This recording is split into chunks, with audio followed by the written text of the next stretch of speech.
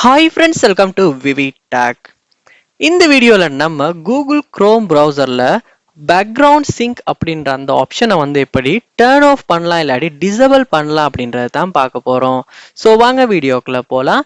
Video கடைசி வரைக்கும் நீங்க ஸ்கிப் பண்ணாம பாருங்க. இதுதான் நம்ம சேனலுக்கு ஃபர்ஸ்ட் டைம் வந்திருப்பீங்களா இருந்துச்சுன்னா நான் தான் விக்னேஷ். மறக்காம நம்ம சேனலை சப்ஸ்கிரைப் பண்ணிட்டு அப்படியே பார்த்துல பெல் ஐக்கனையும் கிளிக் பண்ணிருங்க. ஸோ உங்களுக்கு உங்கள் க்ரோம் ப்ரௌசரில் இந்த பேக்ரவுண்ட் சிங்க் அப்படின்ற ஆப்ஷனை டிசபிள் பண்ணணும்னா ஃபர்ஸ்ட் ஸ்டெப்பாக கூகுள் க்ரோம் ப்ரௌசர் நீங்கள் ஓப்பன் பண்ணுங்க.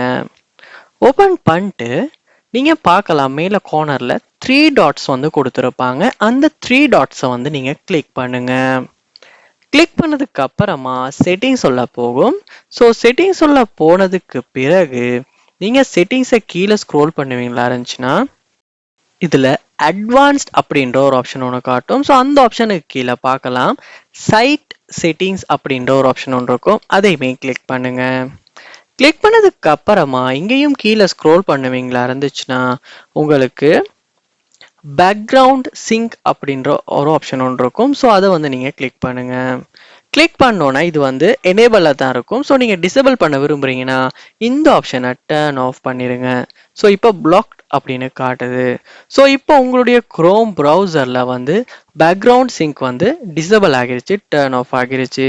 ஸோ இப்படித்தான் நம்ம ஆண்ட்ராய்ட் ஃபோனில் இல்லாட்டி கூகுள் குரோம் ப்ரௌசரில் நம்ம பேக்ரவுண்ட் சிங்கை நம்ம டர்ன் ஆஃப் பண்ணுறது, டிசேபிள் பண்ணுறது.